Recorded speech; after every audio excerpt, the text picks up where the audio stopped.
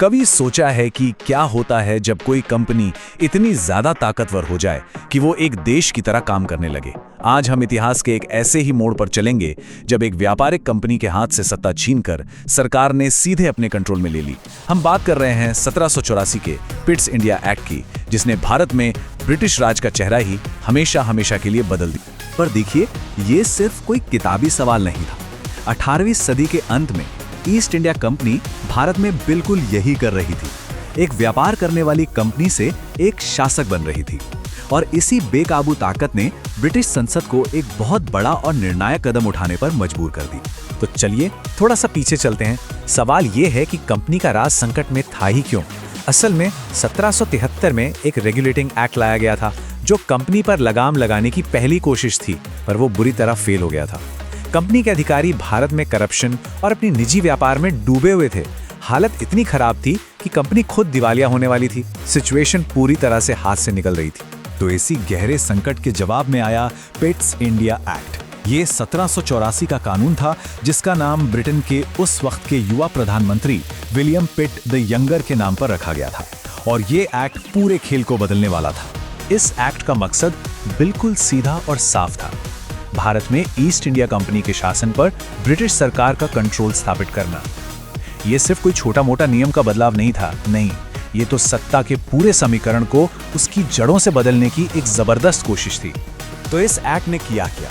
इसने एक कह सकते हैं क्रांतिकारी सिस्टम पेश किया, दोहरी नियंत्रण प्रणाली, जो पावर को बांटने का एक बिल्कुल नया मॉडल था।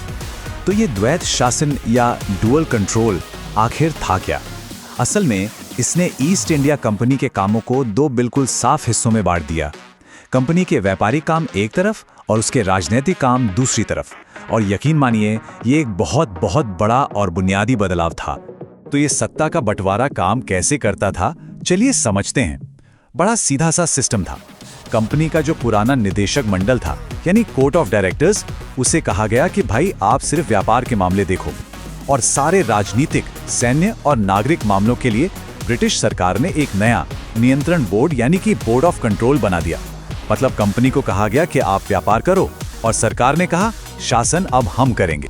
और ये जो नया नियंत्रण बोर्ड था, ये कितना पावरफुल था। इसमें 6 सदस्य थे, और इन सभी 6 सदस्यों को कौन चुनता था? सीधे ब्रिटिश सरकार। बस इसी एक कदम ने भारत में ब्रिटिश सरकार की पकड़ को एकदम चट्टान जैसा मजबूत कर दिया। इस एक्ट की एक और चीज थी जो सुनने में छोटी लगे, पर उसका मतलब बहुत गहरा था। वो था इन शब्दों का पहली बार इस्तेमाल। भारत में ब्रिटिश संपत्ति।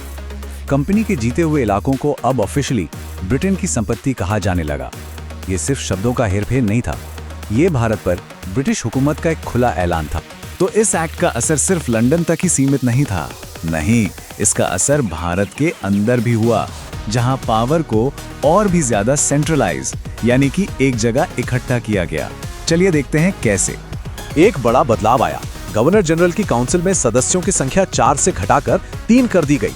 अब ये सुनने में तो एक छोटा सा नंबर गेम लगता है ना, पर इसका असर जबरदस्त था। सोचिए, अब सिर्फ 3 सदस्यों के साथ गवर्नर जनरल के लिए अपनी बात मनवाना, मतलब बहुमत हासिल करना, कितना आसान हो गया। उसकी अपनी पावर कहीं गुना बढ़ गई।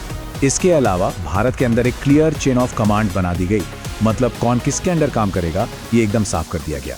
टॉप पर बंगाल का गवर्नर जनरल, और उसके नीचे बॉम्बे और मद्रास की सरकारें। इसका मतलब ये हुआ कि अब बॉम्बे और मद्रास प्रेसिडेंसी अपनी मनमर्जी से कोई बड़ा फैसला नहीं ले सकती थी, चाहे वो जंग का हो, शांति का हो या पैसों का। हर बड़े फैसले के लिए उन्हें बंगाल से हरी झंडी लेनी पड़ती। तो ठीक है, हमने ये तो देख लिया कि एक्ट क्या था और इसने क्या क्या किया, पर सवाल ये है कि इसकी विरासत क्या रही। मतलब इसने क्या अच्छा किया और इसमें क्या बड़ी खामियां थी। चलिए पहले इसकी कामयाबियों की बात करते हैं। मोटी मोटी 3 बातें थी। नंबर 1, इसने भारतीय एडमिनिस्ट्रेशन पर ब्रिटिश सरकार का सीधा कंट्रोल बैठा दिया। नंबर 2, इसने बिजनेस और पॉलिटिक्स को अलग अलग करके शासन में एक क्लैरिटी लाई।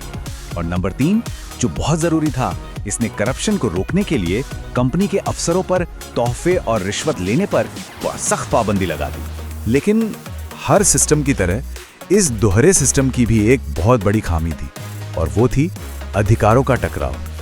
अब लंदन में 2 पावर सेंटर बन गए थे।